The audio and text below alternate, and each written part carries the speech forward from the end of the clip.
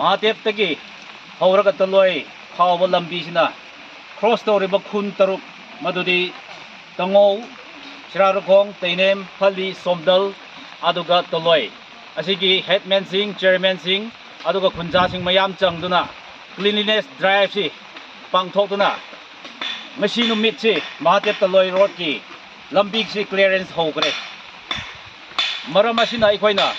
ꯍꯥꯏꯖꯅꯤꯡꯕꯗꯤ ꯃꯅꯤꯄꯨꯔ ꯁ꯭ꯇꯦꯠ ꯒꯚꯔꯟꯃꯦꯟꯠꯀꯤ ꯂꯨꯆꯤꯡꯂꯤꯕ Shri N. Biren Singh, Honorable Chief Minister, Sri K. Govinda Singh, Honorable Work Minister ka ꯇꯥꯟꯅꯔꯒ ꯃꯍꯥꯗꯦꯕ ꯇꯂꯣꯏ ꯔꯣꯗꯁꯤ ꯑꯊꯨꯕ ꯃꯇꯝꯗ ꯇꯧꯕꯤꯅꯤꯡꯉꯥꯏ ꯑꯩꯈꯣꯏꯅ ꯔꯤꯀ꯭ꯋꯦꯁ ꯇꯧꯕ ꯃꯇꯝꯗ ꯃꯈꯣꯏ ꯑꯅꯤꯅ ꯑꯊꯨꯕ ꯔꯦꯁꯄꯣꯟ ꯇꯧꯕꯤꯗꯨꯅ ꯍꯧꯖꯤꯛ ꯆꯤꯐ ꯏꯟꯖꯤꯅꯤꯌꯔꯒꯤ ꯑꯣꯐꯤꯁꯇ ꯄ꯭ꯔꯣꯁꯦꯁꯁꯤ ꯆꯠꯊꯗꯨꯅ ꯂꯩ꯫ ꯑꯊꯨꯕ ꯃꯇꯝꯗ ꯋꯥꯔꯛ ꯄ꯭ꯔꯣꯒ꯭ꯔꯥꯝꯁꯤ ꯂꯥꯎꯊꯣꯛꯑꯒ ꯊꯕꯛꯁꯤ ꯄꯥꯡꯊꯣꯛꯅꯤꯡꯉꯥꯏ ꯑꯩꯈꯣꯏ ꯀꯟꯅ ꯍꯣꯠꯅꯖꯔꯤ꯫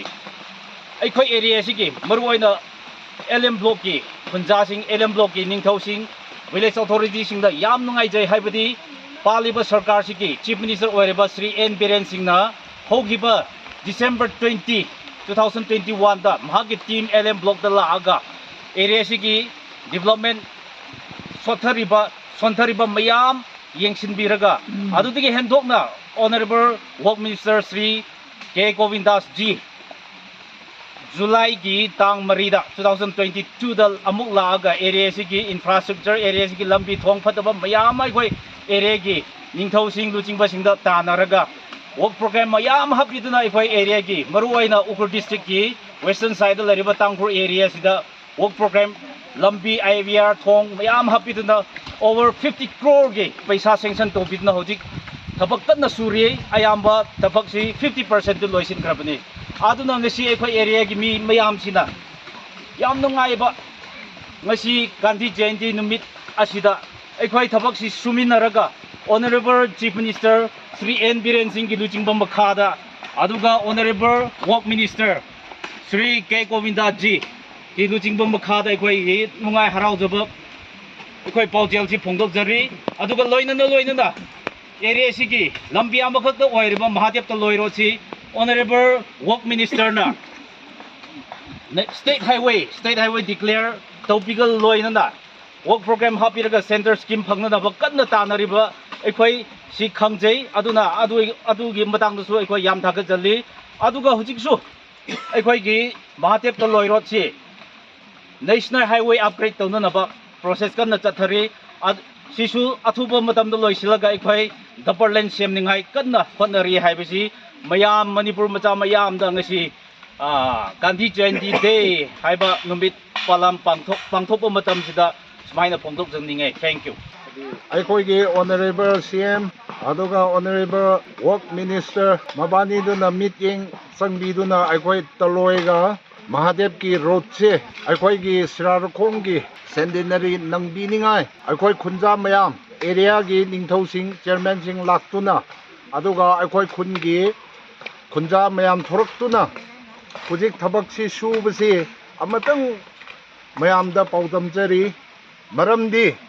हंदक अखोईगी सेंडिनरी अक्टोबर की 21 लाकतौरिबसिदा वर्क मिनिस्टर ना अखोईना हाइबगांदा माना हराव याबीबगीदमक्ता याम थागतजरी अदुगा अखोईगी ऑनरेबल CM नसु अखोईबु meeting चंगबीदुना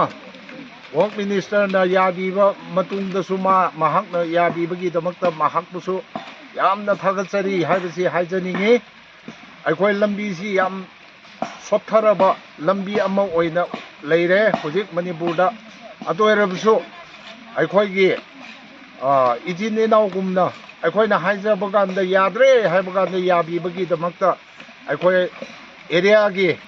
one बिहाफ्तगी अखोईगी honourable minister बुसु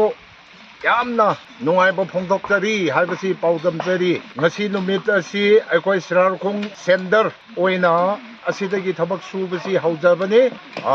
video सी येंगागा मयामनसु खंगबीगनी अखोई नोंगसु कन्ना तारी अतोइसु अखोईगी लंबीगी दमक्ता अखोई मयामसे लेप्तदना सुरी हाइबसीसु हाइजनिंगे मतांग असिदा लोइसिनजरगे अखोई महादेव तलॉय रोडतगी एरिया सिदा फाउनिंगाई नंबर 1 दा महादेव तलॉय रोडतगी थोबा रिवर दगी महादेव तलॉय रोडतगी Raizu Tora adagi Aphung village taki LM block si handaki program anobada sanction tograbni si kaktabida athuba matamda honorable minister na aduga